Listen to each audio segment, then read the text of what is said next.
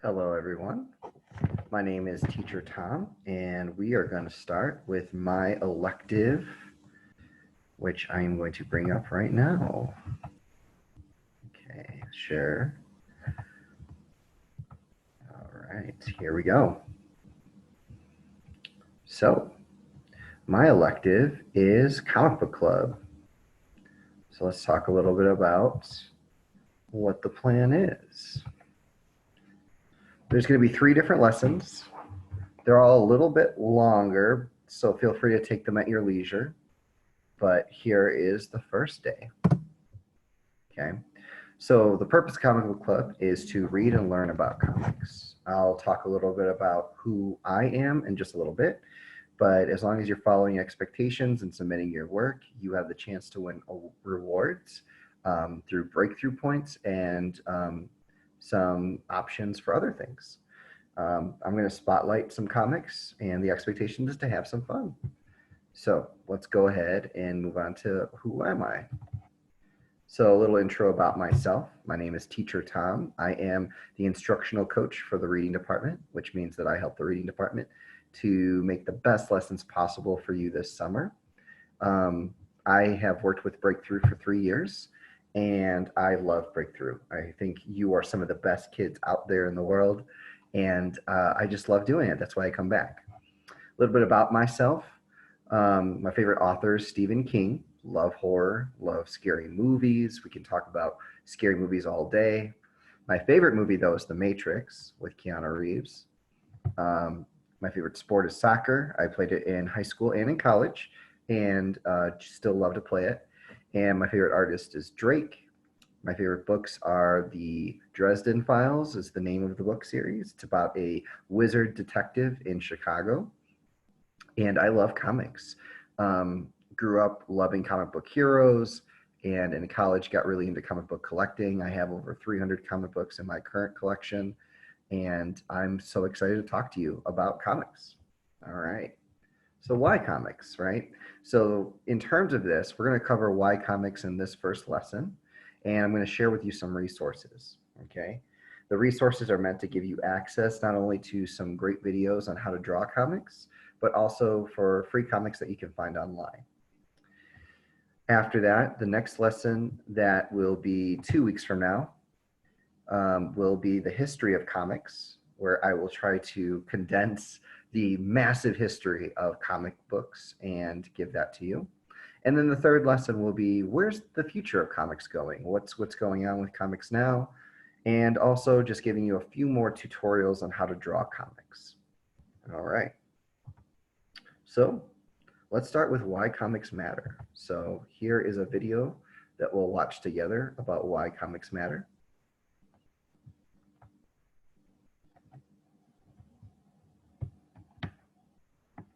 There are areas of Marvel that certainly make more money than publishing does. You know, we can certainly make a lot more money out of a blockbuster movie than we could out of a year's worth of publishing. But there's a very important line of distinction that has to be defined here, and that's that none of these other aspects, video games, television, animation, cinema, none of this stuff would happen without publishing. So at Marvel, at least the way that I view it, my philosophy is that if you looked at Marvel as a wheel, and every one of and the wheel had spokes, and there was a spoke that went to movies, and a spoke that went to each of the creative divisions, including licensing and things of that sort. At the center of that wheel is publishing. Everything starts with publishing. It is our R&D division. It is our brain. Everything. It's our DNA. It just stems right from there. And as you look at our movies, and as you look at the cartoon shows that we're going to be producing, you'll always notice that there are and there is immediate connective tissue to what has been going on in publishing. You will very rarely, if ever, see a new character pop up in a movie or a cartoon show that hasn't already had some sort of pedigree within publishing. So while all these divisions, could very well make more money in a year than publishing is the most priceless division of Marvel. It's the division that you can't truly put a price on because of what it brings to every other aspect of Marvel. So it's hard to quantify. right? I mean, if you're just looking at dollars and cents, sure, you can look at an Excel sheet and figure out which is more important on a physical basis. But it's that intangible that publishing brings to us that branches out to every aspect of Marvel.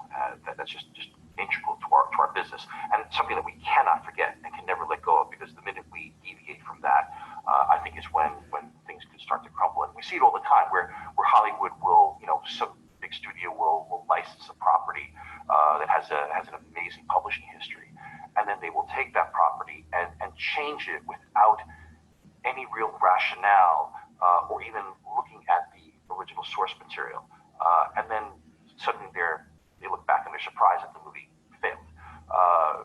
And that's something that we don't ever want to do within the movies that Marvel itself produces. So when you look at something like Thor, while there will be absolutely changes in the Thor look and mythos in order to make it appealing for the audience in a cinema and to keep it within 2 hours, you will absolutely see that all of the stuff up there is something that's been distilled from things that have happened in the comics, whether it was the old Lee Kirby stuff, the Simonson stuff, the Thor stuff that happened in the Ultimates. It's this wonderful amalgam of things that have come out of the Marvel hive mind, as I like to say. And the same will be true with Captain America and every movie that we do from this point on. So that's just talking about the future, or where Marvel Comics is going in terms of the importance of publishing. When they talk about publishing, we are talking about just the actual physical creation of a new comic.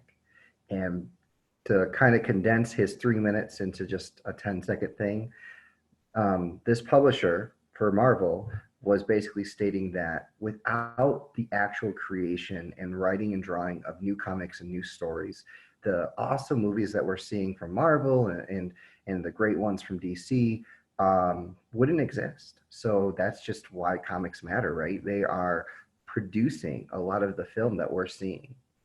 And then we're going to watch one more video. It's called Can Comics Make You Smarter?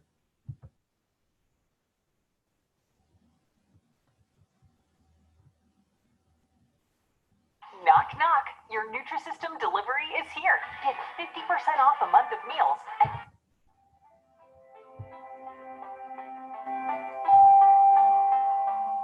Out of all of the visual storytelling media that are out there, film, animation, television, comics is really the only one that is not time-bound. That's what I call permanent, which means that, when you're watching a movie or when you're watching an animated television series, the rate of information flow is actually determined by the creator of the content. It's not determined by the viewer. You can slow it down. You can go slow-mo, but it's not the same experience. Comics, on the other hand, with comics, the rate of information flow is firmly in the control of the reader.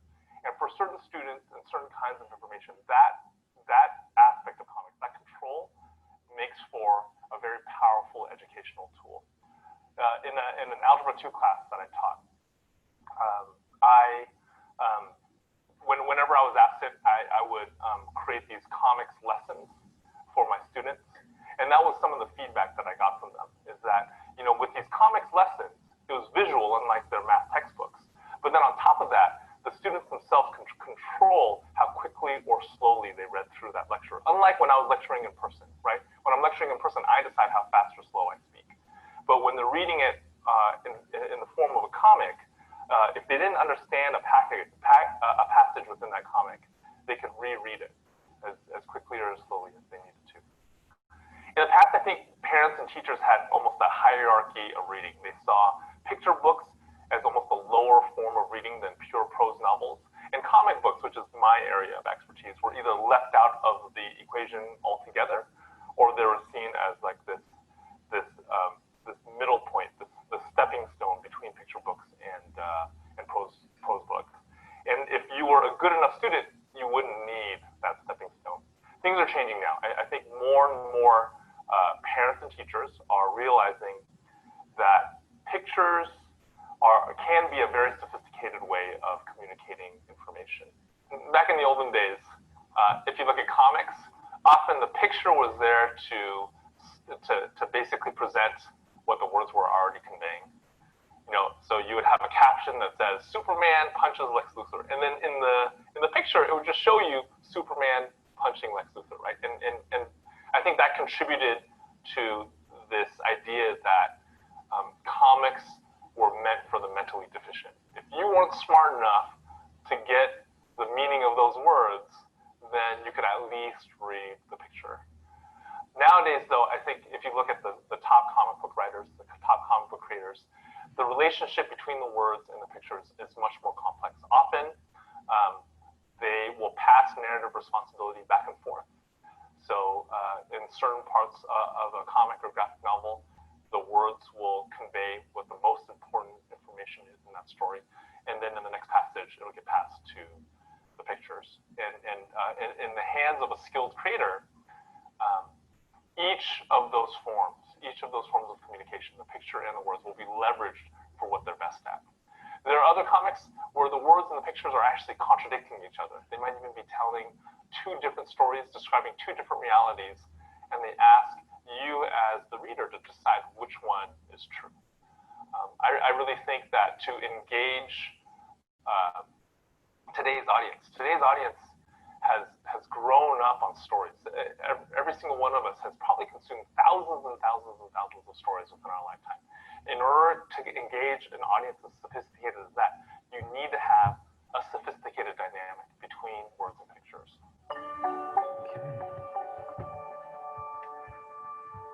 All right. So you had 2 videos talking about why comics matter. And now, for this first lesson, I wanted to show you some resources that I'm going to bring up at the end of each of the lessons that we're going to go to. So the first are free comics, right? That's the reason we're here. So Comic Book Club is about reading and designing comics. So I wanted to give you a list of different websites that are providing comics for you to read. The first, of course, is Denver Public Library. It has a huge selection of online reading materials that you can choose from. All you need is to make sure to register for a library card, which you can do online now. The next one is DC Comics. In response to how much remote learning is going on, DC Comics has come up with a bunch of different comics that you can read online for free, right? And you can go ahead and check those out. A lot of these are videos that I'm showing you right here, but you can explore this website. You'll notice that on the right-hand side, it even has a spot for comics, and you can read any of these comics, right? And it'll show you how to read it online, right? Shazam. Okay. Other resource, Marvel has the same thing.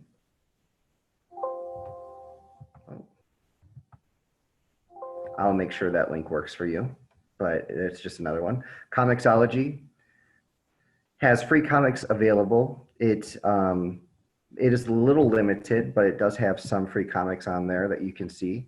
Some of them it does cost money, but you can also make sure if you look around, there are some free comics on this site. You just got to go ahead and find it. Comixology is a great resource.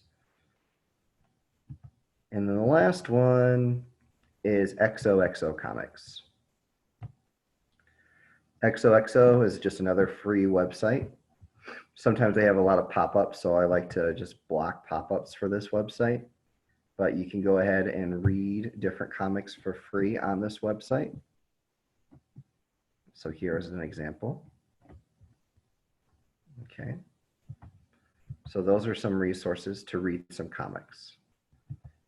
In case you're interested in seeing those resources in another, in a handout form, I've created that. So if you go to the bottom of this page, which I will talk about in just a little bit, you'll see that the same resource, the same handout is just right at the bottom, right? And I will show you how to get there in just a little bit. So besides that, let's talk a little bit about the last part. Not only is Comic Book Club about reading comic books, there are also tons of ways to draw comic books. So we have different online resources that if you look at, you can actually learn how to draw comic books, and you don't even have to draw it by hand, right? So for instance, storyboard that. You can create a storyboard of your own comic. I would love for you to share those. You can go to howtodrawcomics.net, right? This one goes step by step in how to draw comics. Some of them do cost money, so you might just want to check before you click on the store. But I would say the first one, Storyboard, is just an online app, totally free. Make Believe Comics should be similar to Storyboard, yep, where you're just making a comic strip using the things that they have for characters and all of that. So it's just an easy way to do that. So those are just different options. And then of course there's the classic pen and paper, right? For lesson 3, I'm going to show you some videos on how to draw comics and comic characters. But if you would like to jump ahead and make one already for lesson 1, there is at the bottom how to draw a comic book character video you can watch. This is from Comic-Con at San Diego Comic-Con.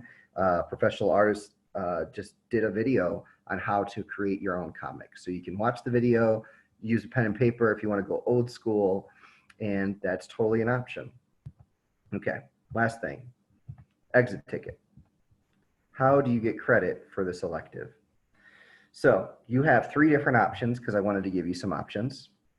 This lesson dealt with why comics matter. So if you wanted in a Google Doc that you would create, you would just answer the question, why do comics matter? You watched 2 different videos.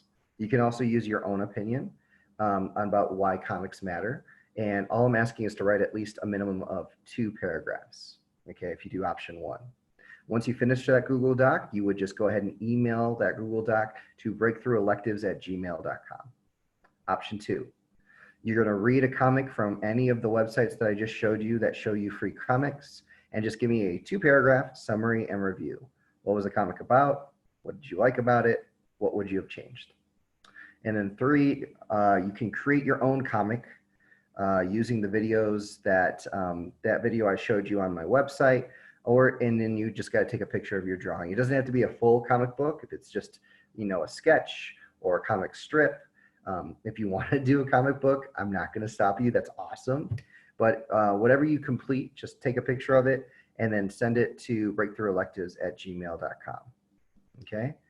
Well, that's lesson 1. Lesson 2, we're going to talk about the history of comics, and you'll have an option to do option 2 and 3 again. So option 1 is always going to be based on the lesson. Option 2 and 3 are based on if you want to read a comic or if you want to actually write a comic, because like I said, those are parts of this. So how do you get to my comic book website? So the website looks like this, Comic Book Club. It says Tom's Advisory. And to get to the website, you're going to type in the following web address. So let me just show you what that web address would be. So to get to my website, you would type in www.tinyurl.com/breakthrough-denver, BKD, Breakthrough Denver Comic Book Club. Okay.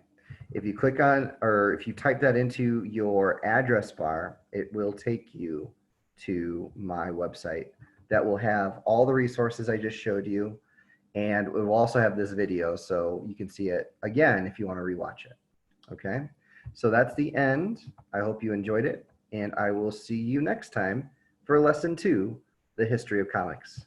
Bye, comic book fans.